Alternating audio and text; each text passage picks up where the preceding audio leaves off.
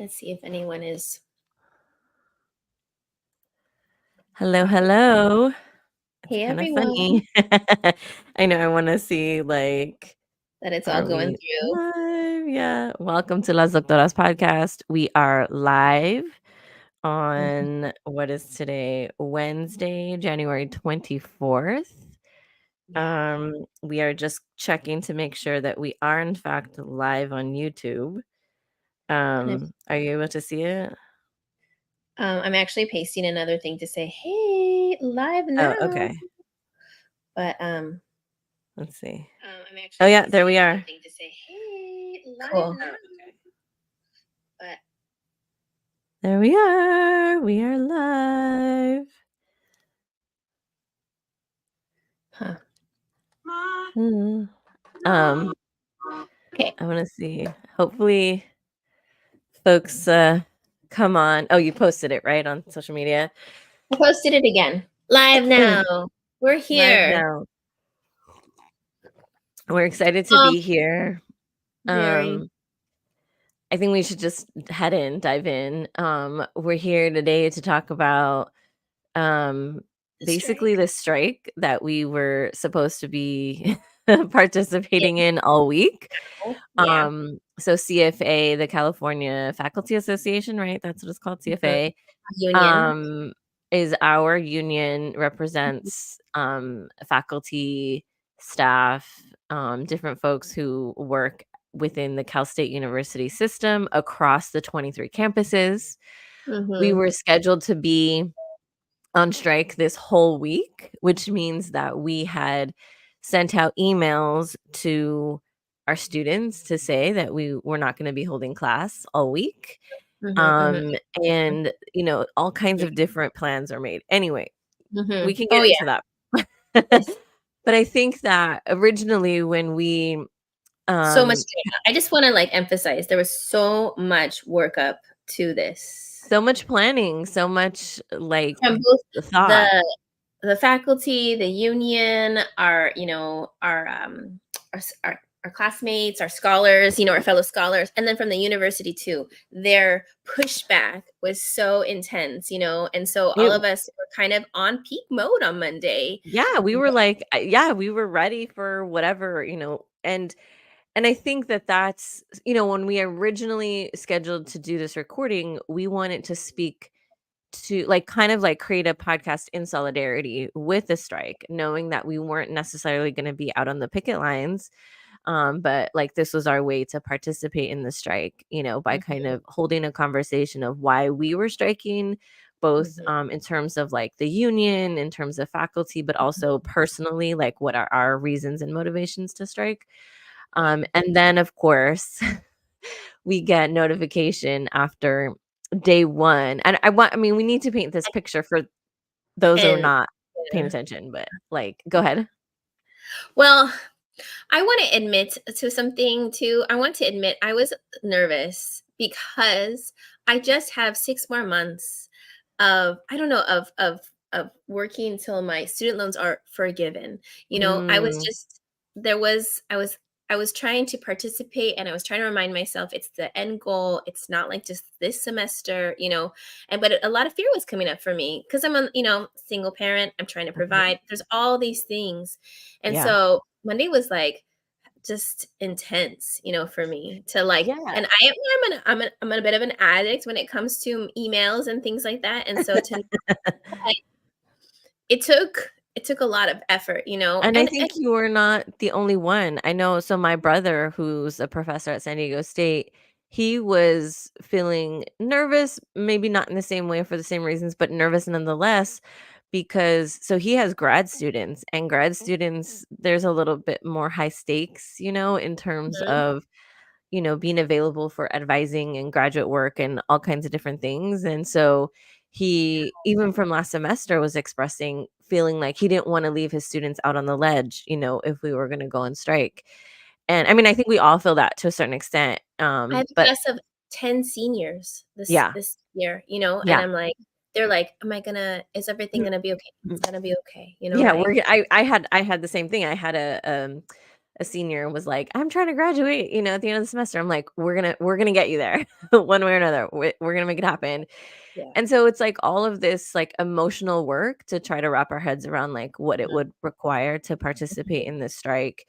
And I think that it coming to what feels like an abrupt end on Monday. So let's paint the picture. Number one is Monday was raining, like raining everywhere. In San Diego, actually, it flooded. San Oh, Diego yeah. State, whoever was on there, including, I imagine, the picketers, had to be evacuated because it was flooded. Yes, we're Yeah, talking like yeah, it was crazy. And I mean, we were here. I was, dropping the kids off in Long Beach, and so I passed by Cal State Long Beach, and the picketers are out there in the rain. And I was totally. like honking in support, and like all If 23 you're not here campuses. in Southern California, you might not know, but we Mm, people in Southern we don't get California rain. know how to handle rain, Yeah, yeah, and yeah. we don't have a Clearly, lot of it. But this was kind of, you know, a ton of rain for us, and yeah. and It it's was just, concrete So people jungle, out rain goes there, nowhere. in Mhm. the middle of the rain starting at 7 o'clock in the morning, like it was a big deal and people were ready and willing to do that. So they're out in the rain all day on Monday. And again, we had completely prepared to strike all week, 5 days, right? Monday through Mhm, Friday. mhm. And then we get an email. Yeah, tell me what time, 'cause, It I'm was, like, I'm pretty, oh, I I fall remember asleep this receiving early, it and I'm thinking kind of like, Virgo. what? Mhm. It was, let me see. It was Monday. It's like 8 At something. I think it was like 8:51. Yeah. Um, Mhm, let's see, where is mhm, it? So, mhm. yeah, I don't know if it's in this email. Anyway, it was 8:51, PM. Okay. Oh, yeah, it Super was, shady, right? Like, no one gets messages at 8:51 in the evening that yeah, actually are, like, 8:51 PM. And I was sitting down on the couch, like, relaxing, I was watching Beef. I was, what you gotta watch. and Totally. then I Abby get this email and it says, "Strike a success." 3 exclamation points. Pushed CSU management to settle. And then it says, "Dear colleagues," and it starts with, "Congratulations. With your efforts, we have won a tentative agreement with CSU management. Strikes for the rest of the week have been called off, and faculty will return to work tomorrow, Tuesday, January 23rd." Let's just pause for a So, second on that, okay? 8:51 PM, and, I would've read classes. I was asleep, right? And you knew I wasn't gonna answer. I knew you weren't gonna answer. So, in the morning, I'm also trying again, I have phone addict, so I'm trying not to be on my phone. I don't turn my phone on until 7 AM. It comes on, you say, "Check your Your email." email. I went to my email, and my whole just, morning just went, Yeah. what am I gonna what, Yeah, I Oh, I I know, 'cause then you were I was like so, I get the email and, it says that first of all, so already I'm like, "Wait, what? We're just gonna go back to work tomorrow?" It's 9 o'clock. That's less than 12 hours to I mean, because some classes I imagine start at 8 AM, right? just how many faculty are notified in this? How many students are impacted by this? I mean, this must be like they sent this email out knowing that it would go out to Thousands, 100,000? like Like, I tens of thousands, tens of yeah, no, I mean, 8 so AM that was like until red flag go, number 1. Okay, red flag right? number 1 is like, "Oh, you have to Mhm. go back to work." Didn't like, this is in the first couple sentences of the email, right? So it doesn't even say what we've actually won in this tentative agreement. It's like, "We got something, you need to go back to work tomorrow," right? And it's like and I was like, "What the fuck?" Like, 1, like, I had already d anybody who has kids knows that, like, it's not that simple, right? Because I had already, like I hadn't yet figured out, like, who was gonna do drop off and pickup around my, like, work schedule, right? Because when I'm on break, I'm able to do all of that, and usually I, like, kinda figure it out, like, the week before. Yeah. Anyway, so I'm like, "What is happening?" And then they go into, um, not even so we've been fighting for fair wages, they go in this whole, like there's, let's see, 1, 2, 3, 4 paragraphs Of before they propaganda, like propaganda. you said it, not me. Before they even get into what we quote unquote "won." Now, again, so let's pause there and first of all say, like, I wanna say before we get into the nitty-gritty of these numbers is I feel like both of us have been really, like, ride or die for our union, really, Yes, like, gun ho, and the truth is, I'll probably still be, like, I think unions are important, I think they play a really important role. That doesn't mean that we can't critique them, and we can't critique leadership. but I do. Thank you so much for saying that because I do wanna offer deep gratitude for those that are working in the union, usually, without pay, without Mhm. compensation, and then definitely without Although I fair think that's I think I don't know, I think there's people have been kinda talking about, like, what I don't know what compensation they get. I think they might get, I have friends in the union who are trying to get me to be a part of it, and the exchange at that time, this was like 5 mm, years ago, with when I had a 3-year-old, I was just it's not I can't give, yeah, that's yeah, not I another agree. job I that I mean, can take on. even if there is So, compensation, it's yeah, probably minimal. But so anyway, deep so yes, gratitude, thank you like so much for all your work, yes. and yes, And I think, we've worked directly with the union, right? And the people that we have worked with in the union have been super amazing, super supportive, and I think, so and there's a like we have to understand like this is a union that um represents 23 campuses, so yeah, we're not talking like this is a huge thing. So there's a lot of people, there's a lot of moving parts. Like we really want to acknowledge that. And again, your work is so I think beautiful.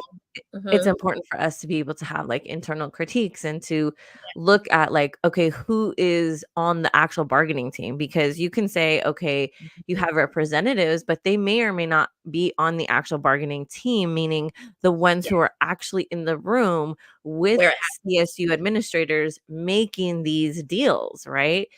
And so I think for me, when I get this email at 8:51 p.m. on a Monday after day 1 of the strike, I questions. my feelings were, "Oh, if we are done after 1 day, we must have got a deal we couldn't refuse," right? Like, we must have got, like, Yeah. the ultimate deal. So, eh Renee, someone is yeah. posting, that the vast majority of people in the CFA, us, are volunteers, just so we have Okay, that's good to know. Because, like I said, I went into social media right after this. I was like, "Oh, what are people saying?" And I think some people were alluding to, like, let's look up, like, how much they're making, like, trying to, like, look at leadership. And so I wasn't sure what the situation was. So that's good to know. yeah. Um, so yeah, so I think it's and still, right, it's important for us to like, there's still, like, a level of accountability, right, that needs to happen, I think, with We the would larger love that union. transparency, right? So 8:51, what led up to this? Like, Where what were they meeting? How like, if we were striking all day, when did this Yes, meeting happen? mhm, And, like, I don't know, it felt so we're again, I'm gonna wait on the numbers, but, like, when I saw the numbers, yeah, I felt so deflated. Like, I yeah, felt so, like, "Wait, if we're gonna end after day 1 and mhm, this is what we're getting, like, that doesn't feel worth it." Like, it doesn't feel and I thought, "Maybe I'm not understanding these numbers. Maybe there's something I'm not seeing," and so I called my brother, I'm like and he's like, "I'm reading the email right now." And I'm like, "I know Christina's not gonna read it till tomorrow, so but I text you anyway," and I knew I was like the next day, I was, like, making lunch for the kids, and I was, like, waiting for your text. I was like, "When is she gonna read it?" like, Um, when did I even respond? I was like, "What's happening?" I think, I know. And you were betrayal is like the we were all word. like, "What the heck?" And I so anyway, so I think it was We weren't like able I wasn't even to process all that because I was just like, "It's because go you were trying to time. get your kids to school I need too. to notify my 200 or so students about something Yeah. that's happening today." Um, another post by the same person saying a chapter president can get a course release, just so we That's have that. okay, that's what I think I was trying to figure out. I think there is, like, a course release. Thank you so much. Thank you Yeah, so yeah. much. No, this is really good context to understand, I think, because, I think yeah, I know, like, people are really in their emotions right now trying to, Mhm. what's the word? Like, digest, process everything as that's I mean, that's what we're doing. We're, like, processing out loud, like, figuring out like what does this mean? And I think Mhm. I just felt like Yeah. I I mean, looking at the email, okay, so let's talk about numbers and then we can continue like how we felt. But like, so the whole from the I love very how your brain is beginning, organized, by the way. I'm really huh? appreciative of it. I really love how your brain organizes things sometimes, and this is one of them. I'm just like, I'm getting all like, my feelings are there, Well, and I wanna make sure that we paint the picture so we're not just like people under like I'm sure people who are watching are probably fellow, professors, but also people who support us and support other, educators can understand, the picture. And I think, so initially from the very beginning, our union had always made it clear, like, we're asking for 12%, a 12% raise, right? Like, across the board, no 12% over so many years. Like, it was like, we want 12% upfront. and not And contingent on any not funding. contingent. I mean, I heard that so many times, like, "Oh, they keep offering." So the CSU offered, like, 5% and then another, like, 2% or something contingent on blah, blah, blah, and they made it clear, like, "We're not gonna accept any kind of contingent blah, blah," and I was like, "Okay, yeah, like, we're gonna stand firm." Now, mind you, we're talking salary raises, but this is not including a whole list of other things that we're being asked for, Yeah, including things like more lactation rooms, more counselors. gender neutral bathrooms, Mhm. Longer an maternity extended leave. maternity leave, Mhm. more counselors, right? Because Yeah, the counselor to student ratio is ridiculous. And so, it's not meeting the but needs of we kept students. hearing Mhm. from the CFA, like, "We are gonna we're gonna hold, this 12%, like, no matter what. We're not gonna budge on that." And I figured they're gonna have to budge on some level, so I figured even, like, What's the bottom line? Like, halfway, what's like, Mhm. because I think Yeah, when they did the fact finding report said something around, like, 7%, and I thought, like, "Okay, like, yeah, that sounds like a cool, middle ground." yeah. Um, and so when they come back and they say, "Okay, 5% retroactive, and then another 5% going forward, contingent," and let me read it. It says, so the language is clear. It says, "A 5% general salary increase for all faculty retroactive to July 1st, 2023, and then 5% general salary increase for all faculty on July 1st in 2024, contingent on the state not reducing base funding to the CSU." Okay. Alright. So people have pointed out that one hand, it is a contingency, and that anytime there's been a contingency historically, that has not come through. So my brother, who participated in a similar situation, similar strike, close to 15 years ago, Mhm. that they got the same thing. They got this like, retroactive, and then they got a contingency, and that the contingency never came through because the budget, didn't allow for it. Well, this 5% that they're retroactively applying was already agreed upon, right? That Was didn't come already through agreed upon. before. Exactly, Yeah, exactly. exactly. We are So we're getting not some more getting comments in the comment section. If you have a moment to just put your eye oh, over, oh, oh, it might be really good to people see. were going nuts. I mean, Yeah. people were let's Well, see, I think it's I the most will comments we've ever had on a live ever, you know? So So, okay, so yeah, so they post on social media immediately. They're now up to almost 1,200 comments oh, here, no. Yes, there in those comments, but in our feed right now in oh, StreamYard. in our feed, I didn't Comments, yeah. in our feed. Oh, what's the comments in our feed? Just more comments about, Um, um, what's happening on Facebook in regards to the CFA and the let's see. One of our I'm walking, like, so tentatively, but so that's why I'm saying Ooh, there's, like, cheese in my hair. I know, love it. Thank you. Um, oh, see, ooh, like, oh, man. Yeah. Mhm. Yeah, I mean, I've Mhm. I've seen some interesting, We have a let's right to say, question. Mhm. like, apology videos. Yeah, I mean, I'll say this comment. It's from my friend Diane. It says one of our CFA leaders went on Facebook this morning to refer to their colleagues who are unhappy with the tentative agreement as quote unquote assholes and quote unquote douchebags.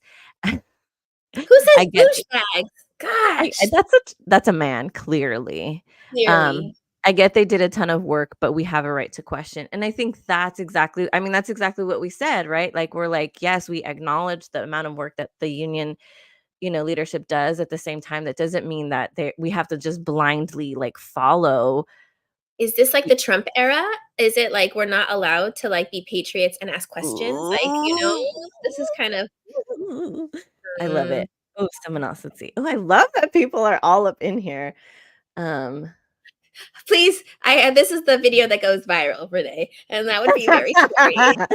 See, I can't read the whole thing for some I asked reason. about the contingency language.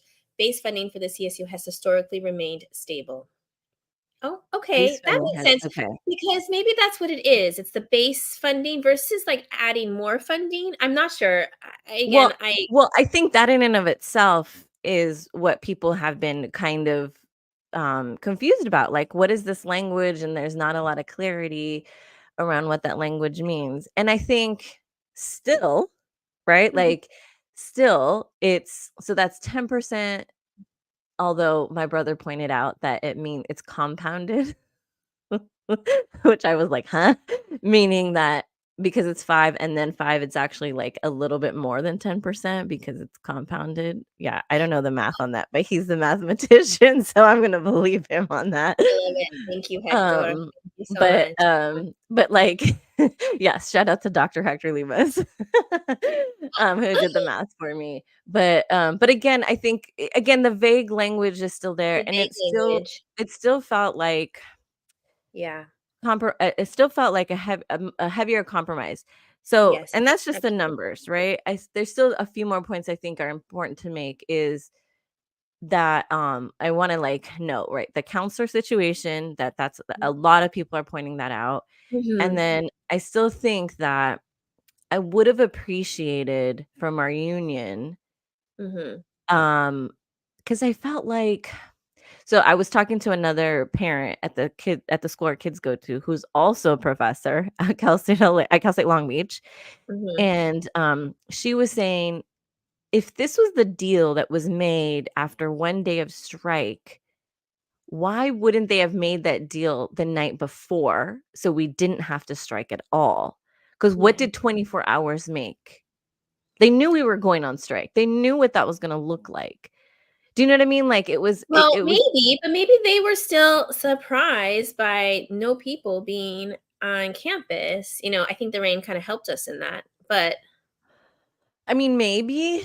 I yeah. think that's like I don't know, maybe, but I think so she made that Mhm. point, right? She was like, Yeah, "Why?" And then for me, yeah, I felt like I was saying this to Tommy last night. I was like, "We were prepared to go the whole week.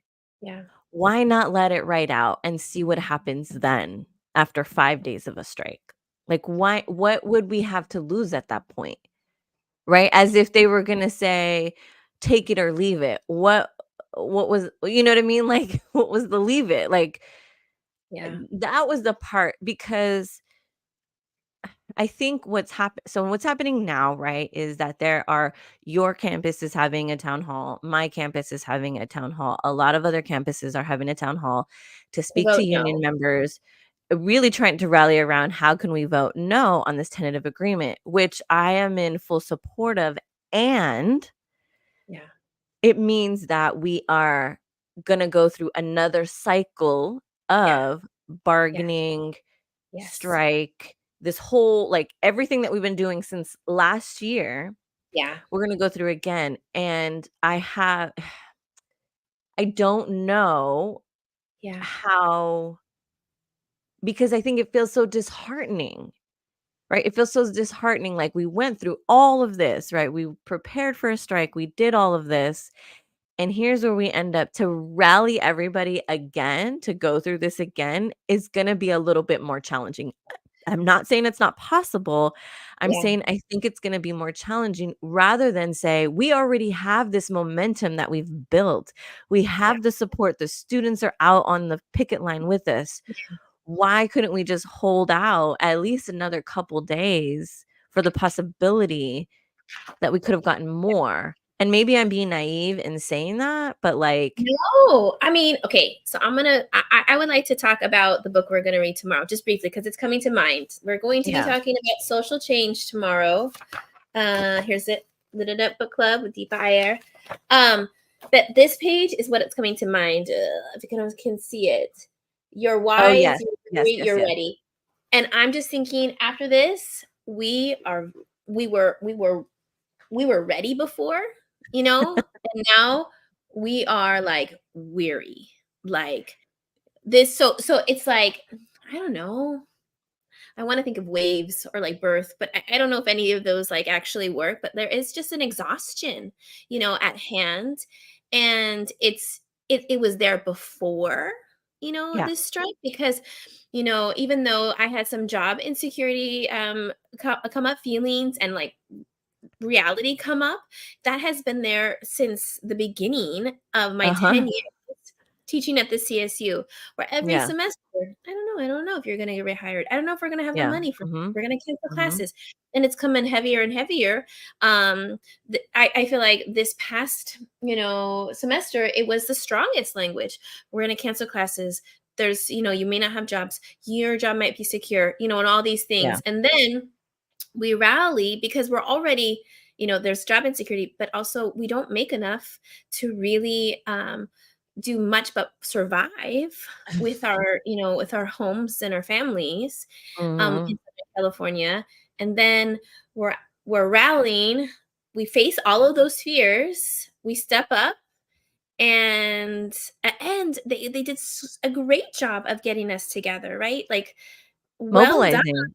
Mobilizing. And I think this is what I mean, like, again, I was talking to other folks and they were like there were people who and I've been watching, like, people, kind of pushing back on this tentative agreement online and on social media, and, there were people who've never marched before, never participated in any kind of social action before, really stepping up for the first time, right? Students were showing up, other people were standing in solidarity with us. So and I think also this is coming, we have to acknowledge, coming off the back of the mass mobilization around Palestine, right? And in support of, so people are already in this mode of like shit needs to change globally, and Yeah, here's how we can participate locally.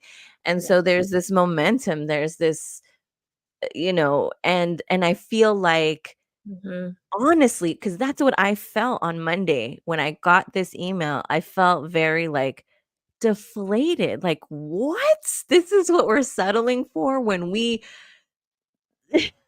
like, and why wouldn't we just, it was already planned. It was already, I guess I just want to know what the rationale is. Like, I want union leadership, and a lot of people are calling for that too, right? On social media. Like, they've posted these things and people are pushing back. We need to hear directly from the bargaining team. What was the rationale? How did this deal go down? Yeah. Why? Like, what? And honestly, they need to be campaigning why we should vote yes.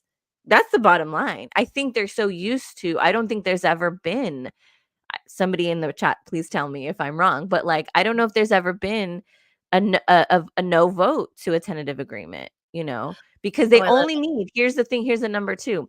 So, um, the tentative agreement, they only need 50% plus 1 vote for it to Oh, get ratified. oh, So you interesting. have to Look at mobilize numbers. essentially 51% of union members to vote no. So we got a couple more comments. One of them saying, sorry for blowing up the chat because Y this is, I particular. loved it. Please I don't blow know it if I up. want to people, but I also asked about the counselor portion. The contract will have aspirational language that came directly from the counselors committee. And then we will reopen the full contract in October. I know. And then someone else just hashtag vote it down. Vote it So down. there you go. Um, Yeah. I didn't know the numbers on that, Renee, and so I appreciate that. I wanna say, like, as you're talking, it feels like there was, like, a sucker punch, like a gut, Yes. like a punch in the gut, around this. And Yeah. I think that's why I'm saying, like, if we vote no, again, which I am down to do, and I'm not sure if there's gonna be the same kind of energy and momentum, able to sustain Mhm. another round of bargaining, is that's all I'm trying to say, right? I'm trying Is to imagine us on the other end. Can I do this just real quickly? Is this too much? like So on we the have other been on end. the other end of this, where we have been the ones doing the work, and we have worked really hard. I can imagine there's a feeling from those who are doing the CFA work that they have worked so hard and they've made a decision. We've been in this almost exact situation, but Okay, different. so yes, I know what you're gonna say. Well, you say it and then I'll say what I'm gonna say. Like, because I know I have been asked so many times, and I wish, I was 20 or 30. I wish I didn't have a kid. Like, I probably would have gotten on and been all for the cause, in action. Of course, I am Yeah. for the cause. Like, I think unions are so important, and I'm so grateful. But like, I can imagine them saying, like, "Where were you?" Like, Mm. we need we needed help. We need more help. And like, just to put that out there, that feels kind of bad. Yeah. I I feel mean, terrible so you were saying this. talking about the book, so we're gonna make a plug again. Tomorrow we have our book club. You can go to lasdoctoras.com, lasdrs.com/book club. We wanted to And make a plug, by the way, by the end, but not along the way. So this is totally just we are being influenced. so this is the book that we are reading, and we're actually gonna be having a discussion tomorrow, and when the author is gonna be joining us, we're really excited about it. But I was reading it as well, and I like what she says about ecosystems. So ecosystems of social change, and what is so necessary in the ecosystems of social change is, on one hand, like the nurturing of relationships and community, but also she talks a little bit about ego.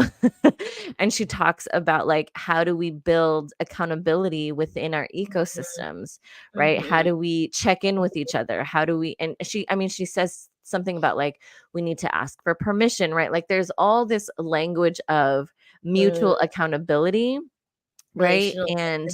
Mm. And I think that um Ooh, you're kinda calling us out on our ego before too. This is good. I Totally, mean, I totally, think that's totally. okay. Like, we're supposed to be, I mean, it's human nature to do all these things. And so I think, like Diane was saying, we can acknowledge the amount of work. We can acknowledge the institutional barriers.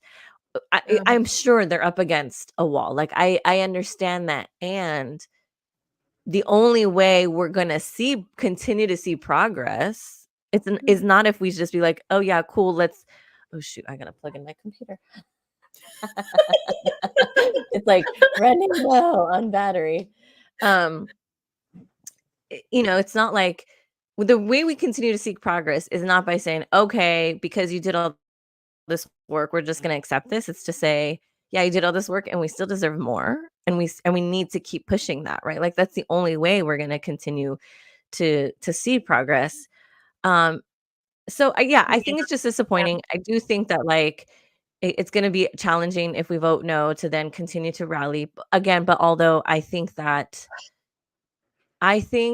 I don't know. I think I'm still trying to figure out what I don't know. I don't know. I think it's hard for me to say, like, "Oh, let's do all this all over again." But at the same time, it's also disappointing, what we were offered. And I think here's what I will say is that, until I see, the official language of what is included in this tentative agreement, like the real, give me every single line item, and I wanna Mhm. see it and look at it, and then, make an informed decision, then I'll back that. But until then, this is what's coming up for me, these trepidations around, like, voting no, right? Like, I'm just, like, processing what I'm feeling. And until I see everything laid out, will I be able to make a much better decision. That's where I'm at. That I being I mean, said, I think we're, like, in a similar place. Yeah, I don't know where it leaves yeah. me. It kinda leaves And me I before we in. move on, I do wanna just say something about one. So yes, the reopen will the full contract will reopen in October. So, I think this is where there can and, all these town hall meetings, I think it can be a conversation for what is the best strategy.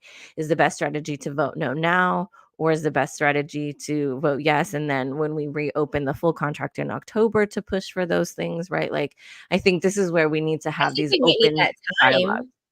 I think we might need that time in order to, like, kind of regather our energy and things like that. Yeah. You know, I was gonna say I'm kind of left in a bit of, like, despair a little bit, like, and so I can feel, like, my body just being, exhausted and Yeah. wanting and trying to figure it out, I do The think other thing opening I think it's enough important for us does to sound say good. is the counselor situation, like, and I think this will be a good transition to what we wanna talk about next, but, like, Yeah. because that's the thing that I've been hearing a lot of people who are pushing back on this is like, "Okay, we get this shitty kind of 5 on 5, but like, the counselors were not addressed at all." And so we just need to name that the counselor to student ratio is Dire. bad. I don't know the specific numbers, so again, if somebody in our chat knows those numbers, um, but Oh, the need for more counselors is because of the dire need for more mental health services in general, right? Like our students I mean, we know ourselves as professors are struggling with our mental health and, students are as well. And it's so mhm, it's just there's a dire need for it, right? And this is, when we talk about like retention rates and how people can graduate college, yeah. it's not for I tell my students, it's never, like, people who drop out of college, it's not really, that they couldn't hack the classes or they couldn't handle the intellectual rigor. It's often all those other things. Mhm, Knowing how to file the right paperwork, knowing how to get financial aid, mhm, struggling with mental health, time management, work, personal mhm. responsibilities, like, how to, like, navigate all the outside sometimes the classroom stuff is the easiest stuff, but it's doing that on top of all these other things that makes it more difficult to be able to graduate. I saw a counselor, at every institution I've been at, Yeah, um, as a first year, first gen student, like, I I needed help. I needed to know what to do. Like, yeah. and I have had several students, I actually at the beginning of the semester, I'm always like, see the counseling center now. Mhm. See Mhm. them now because Mhm. in like a month or two, there It's will gonna be get those spaces, Yeah, and so that is just so so real that we need those. yeah, And and the same poster is saying that the processing part is so real. Feels good to hear. When we gathered yesterday, there were many tears for the wins, the disappointments, exhaustion, and the abrupt ending. And yeah. I think that feels good. I feel like we are in connection with that. I think across Yeah, the someone else chimed in, and this one was really interesting. So, we kinda put out a call on our social media for people's thoughts, and so Sophia, she's on social media, Sophia Sangria. Um, love that name. Awesome. I don't I was, like, trying to check the pronouns, but we'll say they. So they said, "Super disappointed. Honestly, in my perspective as a student, this was a low ball and simply disheartening. Union members were adamant on fighting for better than what bargaining team settled for. And on top of that, the board didn't even acknowledge the request for better mental health services for students. To the CFA, it does not take a day. This was a powerful movement that everyone participated in, and it was all gone in one single day. Just disappointed, and I hope the members vote no." Love to have Yeah. that. Love the student in on that. Thank you so much, Sophia Sangria. I'm Christina. Yeah, Mhm. I think that's exactly like, it's just disheartening, and it's gonna take a second to kind of, Recover. yeah, like, figure out what is the best Hair, course of action. recover, all these things, right? Yeah, yeah. And that being said, I think this is an important like, again, originally when we scheduled this, we wanted to talk about, like, why we were striking in the first place. Yeah. Why has this like you were saying, right? Like, the instability of going on strike is Mhm, actually a symptom of a larger feeling of mhm, instability around the job in general, right? mhm, mhm. Because, for anyone who doesn't know, when we were legally allowed to strike, but they could dock our pay if we didn't show up for class. And there were some And shady emails going around. Mhm. so administrators were kind of sending emails to students asking them to report if we weren't in Mhm. class or if we canceled class. We were also sent this email about you are responsible for reporting absences accurately. Like I got that email, right? Like And so there was all you're this getting like, you're getting a 2.75%. You're getting a raise, but if you do this, you won't get that, was another one that went around. Mhm. "Ooh, really? Ooh," like it, see this is the anyway, so this is why for Shady you tactics. it Real, was. overused throughout history. These are the same tactics, right? And that's why it Intimidation. was so Mhm. scary for you because it's like, okay, if we get docked pay, like even a day or if we were talking about a week, like that's a lot, and that could be the difference between paying a bill here and there, right? Or paying, mortgage or rent or whatever. Like it's a lot. So and again, that is part of the larger system of the instability of the larger system, right? So you mentioned that like as somebody who's not tenure, yes, we may be on a 3-year contract because both of us are on a 3-year contract. Entitled. Mhm. Ooh, we are entitled, right, to What a weird word classes. to use right now, right? I know, Entitlement. Weird word but to it use. does not mean again, it's contingent in our contract, in our 3-year contract. It says contingent on enrollment and budget. Uh, So, it's not really like a guarantee, right? It's like this weird little, like, caveat that they can put in there. yeah, And I think that that's so there's this larger instability that we've been dealing with for a very long time. yeah, And I think the other thing that we have come up against is the perception of what we make versus what we actually make yeah. because there's Uh-huh. this perception that we have doctor degrees or professors that there's some a level of prestige or a level of respect or a level of maybe even class, right? Like there's this perception that's But we got not money. But we got money. That we Yeah. that's not eh, a reflection of what is in our bank accounts. Yeah. And I think we really, like, wanna be clear, and that's because that's what I've been posting a lot is, like, let's look at the Mhm, reality of what salaries look like, right? mhm. Especially being that we're not tenure track, right? We are what they call temporary, and you can have temporary full-time, meaning you're teaching a full 5 classes, so you're getting paid quote unquote full-time, or temporary part-time, which means you're teaching less than 5 classes, right? And But so we're you're on getting a paid per unit. there's a 12-month lecturer and there's a 10-month lecturer, and if you're a 10-month lecturer Ooh. like we are, we're considered part-time still, even though we're teaching 5 classes. And so we don't actually Ooh. get certain benefits like vacation time. We get sick time, but we don't get vacation time. And again, contingencies all around. Mhm. Contingencies.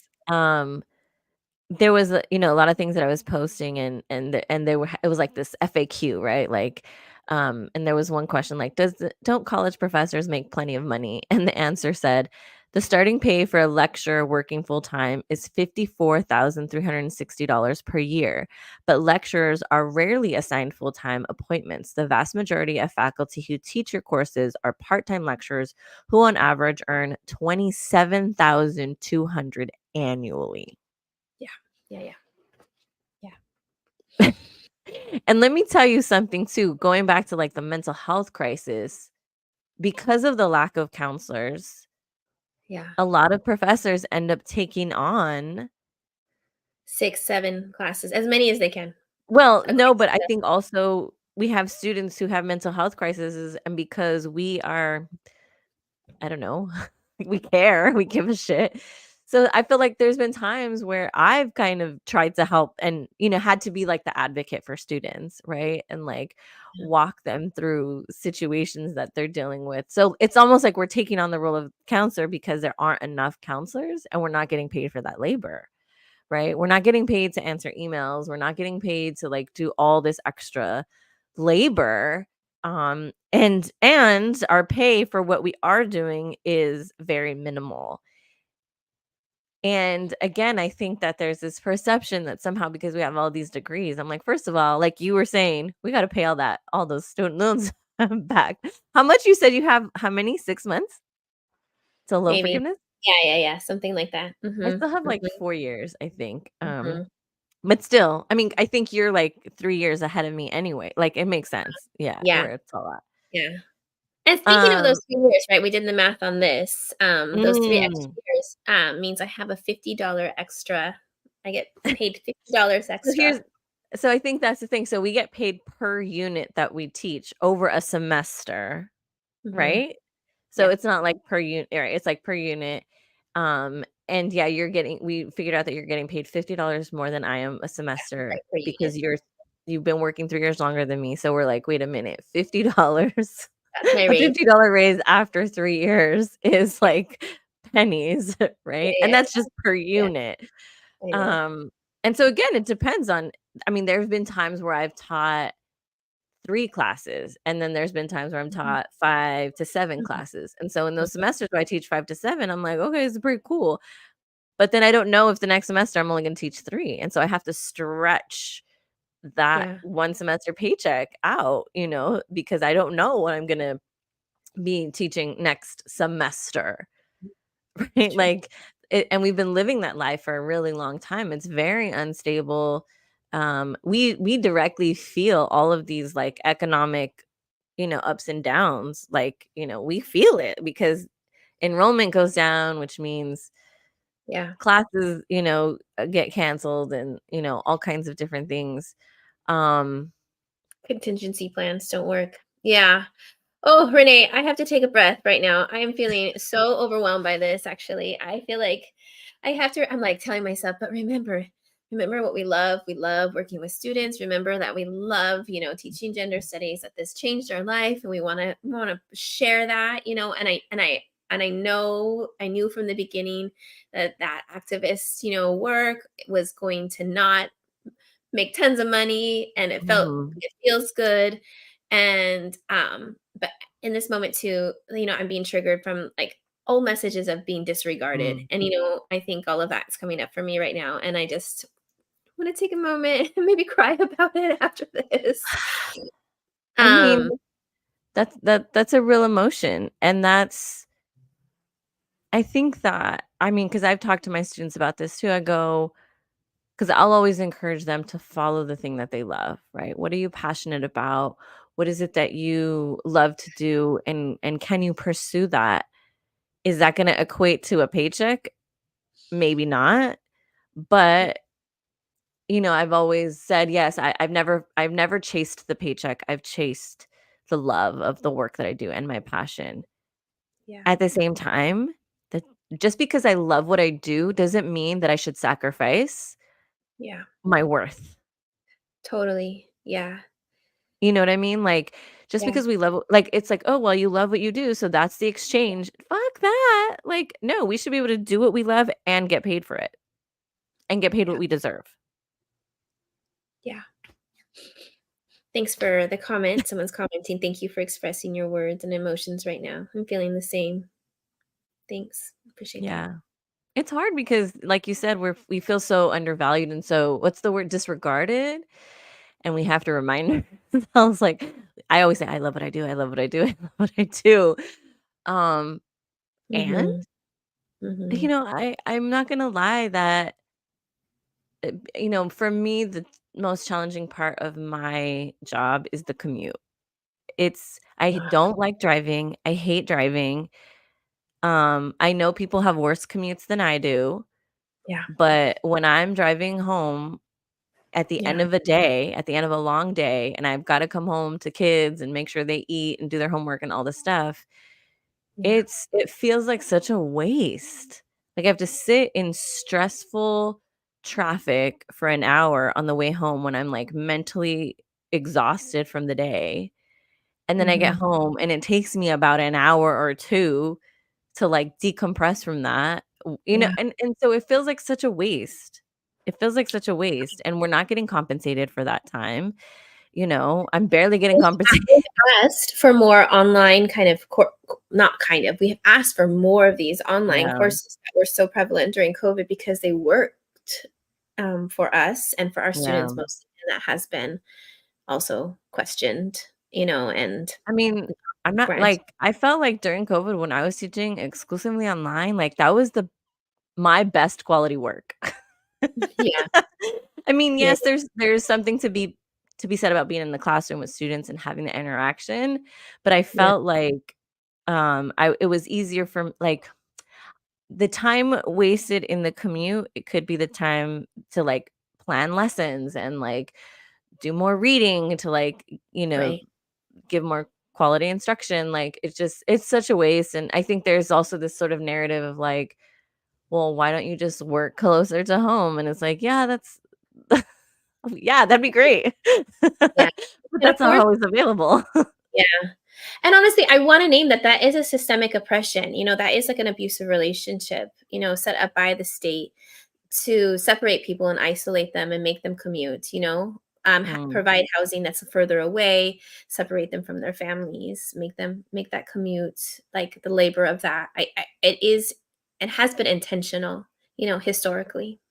yeah. And so yeah. So even though I can hear it, these counter narratives like, why don't you just live like, in downtown LA? Why don't you Yeah, just okay, live, because that's over there? affordable. Uh-huh.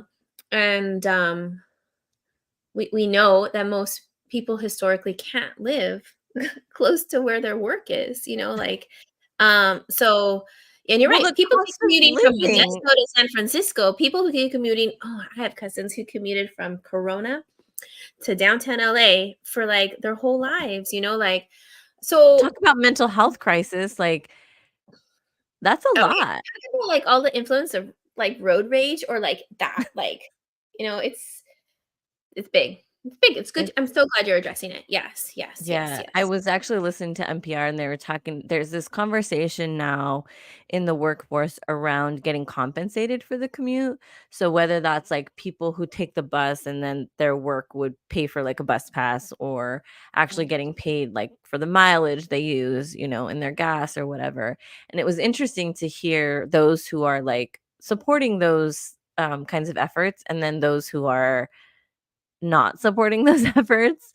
Right. Again, that this sort of narrative of like this what I heard was, well, usually the salaries in particular areas account for the local cost of living. So if you wanna live Yeah. somewhere, that's more than that, then, kinda rather than saying, "No, actually, the cost of living of where I work is more than where I live, and the reason Well, why I live where I live is because I can't afford to live where I work." I think it is known that actually CSULA and CSUDH pay at the minimum, like, so, like, Really? of because there is a spectrum. You can be paid that 54,000 or you can be paid, like, up to a certain Yeah. amount. I don't know, there's, like, the thing there. And historically, or my understanding is that and we just proved this when we looked at our money together, our contracts Mhm. together, that we are paid at the minimum of this spectrum already. And this Yeah. is in 2 institutions in the heart of Los Angeles. So, Yeah. little study, like, we are not paid enough. If we were being paid the rate that this other, you were saying, like, that would allow us to live in those places, it would be at least twice as much, right? Like, it would there's just not yeah. Yeah.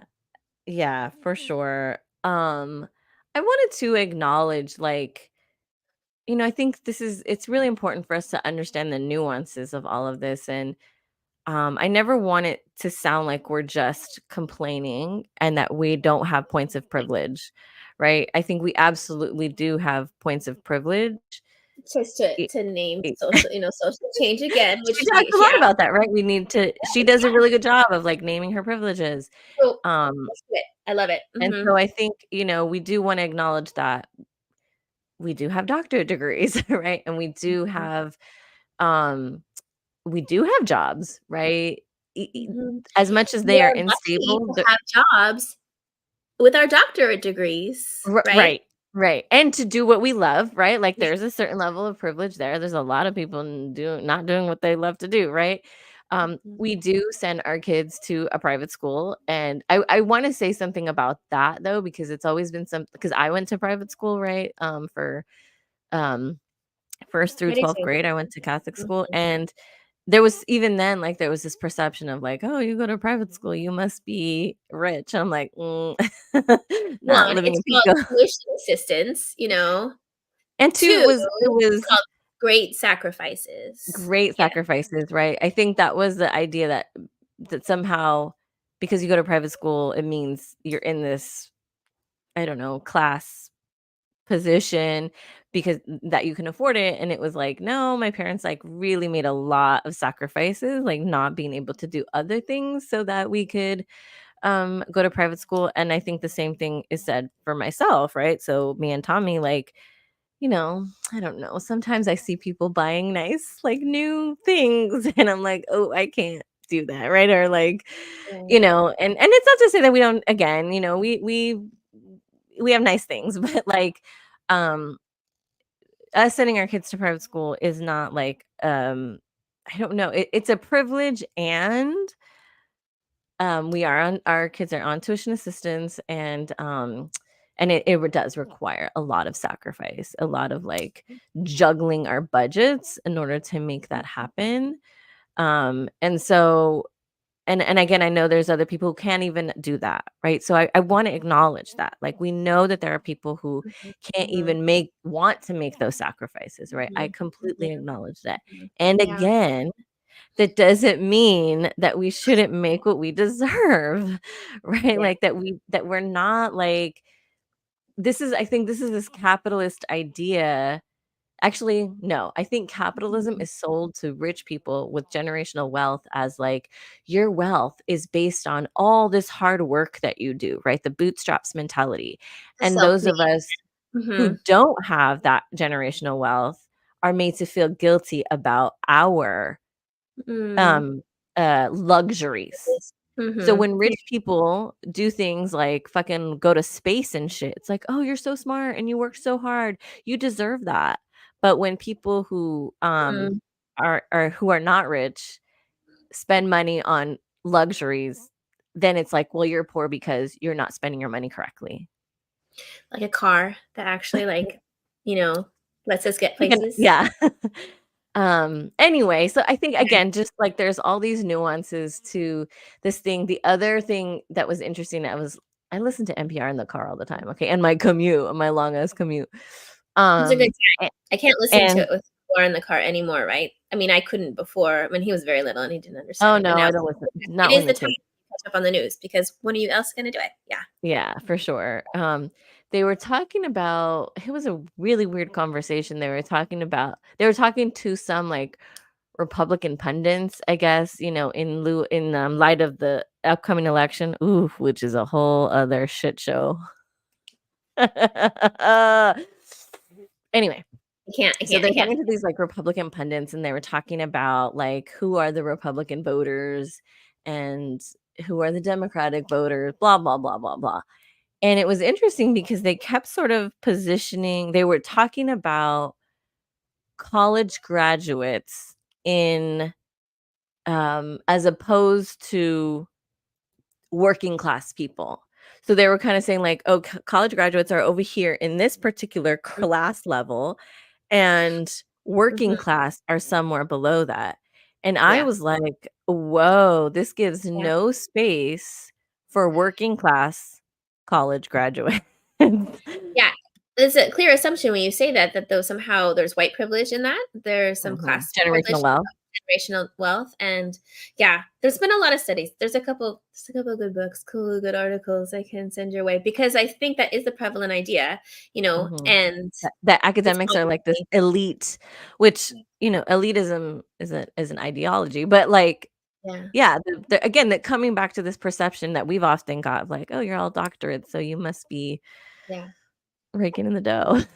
Or like, There is no. privileges, right? Like, and so I appreciate that. Like going back to like the numbers thing, we are on like a certain range along that spectrum. But it is still not, enough to live and like create, and take care of other beings often. And I think the other thing I want to mention when I talked about the different things that we have, like tuition assistance and sacrifices, we have community and we have family, right? Mm, That we lean into. We have some cultural traditions that like really help us that are undervalued or not valued by white yeah. culture, too. So yeah. Yeah, I But mean, I I think we really have love that you're speaking to that, Renee. I do that like there's no conversation for the working class, college student or college graduate, which yeah, I mean, I think it's I like don't know if there's anything else, well, like, because I and think there's this experience, I had to work. Yeah, of course. Yeah. or there's this historical notion of, like, if you get a college degree, that means upward mobility, but we know that that doesn't ring true, particularly if you don't have generational wealth, right? Mhm. Like, it Yeah. college graduate or college degree doesn't equate to paycheck. Right? And so I think that, like, that's again, this, like, false perception of things and, I think I don't know where I would love to land because I do have to go to work. It's my first day back. Oh, yes, you do. Wait, can I say one more thing? I wanna Yes. speak to the extra or the hyper work that we did that, not recently I was listening to Alok, and they were talking about how Mm, much, they've had to do that, and it's not just, us, of course, but, like, I wanna name just yes, all the work, all of the connections, all of the things we did in order to make it this far, like, um, and I think that just has to be there too. I don't know. Maybe that's my ego, but I'm like, we work so dang hard, oh, like, s much more than our white male counterparts, right? oh, Like, 100%. so much more. Okay. That's all I'll say. Yeah, no, 100 well, I mean, this gets into, like, the mediocre white men, and I don't even wanna Mhm. get into the Oscars, but anyway.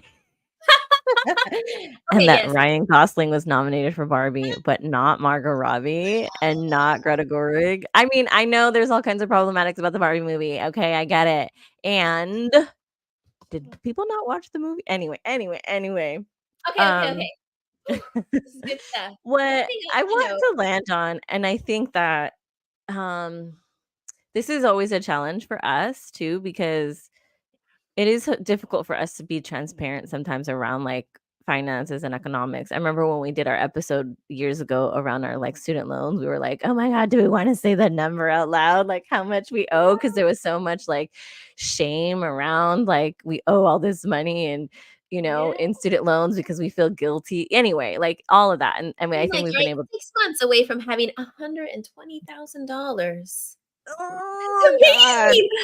That's that felt good to name, actually, and scary as, but good to name. Yes, yes, yes. Yeah, I mean, ugh, God. God bless. When that day happens, we're gonna have a party We'll be for sure. celebrating. Yeah. Um, but I think it's always hard for us, right? That's definitely money has always been something hard for us to kind of talk about openly and publicly. But then we always find that if we don't, we continue to internalize shame and all kinds of things. So I think the other thing we have to speak to is that like um we do this this podcast, the work that we do as las doctoras, Mm. um, out of the kindness of our hearts. There was a few years, I wanna say, like, 2 years that we were able to, bring in money to sustain it, right? That we were able to pay for the website, and we were able to, um, we were able to, like, fund this work, but because of not only the economy, at large, but also because Mhm, during those 2 years, we were doing a lot of hustling. mhm, And I think it put us into a place of burnout because we still have day jobs because our day jobs sustain all of this. mhm, This sustains this, right? Like, mhm, and now we're in a position where our day jobs are sustaining this too. And mm, so it's becoming very difficult to sustain. And I wanna yeah, name that, like, we are in season 6, and theoretically, we are in a position to be able to find funding but it also requires time and effort that we have been very mindful of, um, because we've done it before, right? We've hustled, we've brought in money, and we've been able to sustain it, but that required sacrifice. It required, like, grading yes, and editing, grading and, yeah, um we're trying to be with our kids and also, like, holding weekly workshops, right? Like, it yeah, was a lot of work, and at some point, something had to give, and so we've had to pull back on a lot of our offerings so mhm, that on one hand, we don't burn out, and on the other hand, we can sustain some level of it. And so we've been mm, able to sustain the podcast on some level, but at this point, we are paying out of our own pocket for everything, and if anyone has their own podcast, and if you don't, there's a price tag to it, right? Like, we have to pay for our website that holds everything, right? We have to pay for this streaming, platform, right? Like, we have to there's a lot of money that goes out there. So I also just wanna be transparent again, because I think people think like, "Oh, you're in season 6, you gotta be bringing in something," right? And it's like, "No, we are sustaining this." And yes. again, we love to do it, so we're gonna continue to do it, but we Yes, wanna it's our be love, it's our transparent. activism, it's our heart, like, Yeah. it's our offering. Yeah. But it doesn't mean that it's easy to financially sustain. So, if you would love to, like, financially help us out, we would love that, right? We are having a book club tomorrow. Yes, and that goes That to sustaining us, and also, right, it goes to, sustaining the efforts to end, the sea in to call for the ceasefire too, right, and it helps the children. Yeah, Yeah, but so still, our book yes, club tomorrow, we're asking for $25, half of which will go towards, I think the Palestinian Children's Fund, and yeah, half of which will go to sustaining our podcast yeah, and yeah. all of the work that we do out in the world. So yeah, I wanna be transparent about that too, that we would love to call in more financial support for the work we do as las doctoras.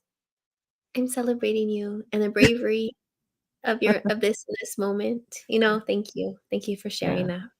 yeah, and thank you. Ugh, I'm really trying to have this year be, like, the year of being unapologetic, but I Mhm, also am a people pleaser, and so mhm. I'm like, I feel like I cut you off a lot today. I wanna acknowledge that. I do that so often, and like, I've been really trying to, like, stop and, like, pause and listen, but, um, sometimes my I get, Oh, my verbalness, my talking too much gets the best of me. well, Um, I was gonna text you and our friend that we were with yesterday that my phone addiction and trying to find, like, a place to live got the better of me when we were together, and I was like, "We were together for, like, an hour, why can't I get off my effing phone?" oh So, my god. I thank you. Thank you. We're human. We're Yeah, just trying to do our best, yeah, and yeah, let's go do our best today. good. Yeah, love you. Alrighty. Thank you Thank you for everyone joining for us. being Appreciate the comments. Thank here. you so much. You didn't apologize for posting so much. We love the Oh yeah, questions. we love it. Oh my god, this is so cool. All right. Thanks everyone. Bye.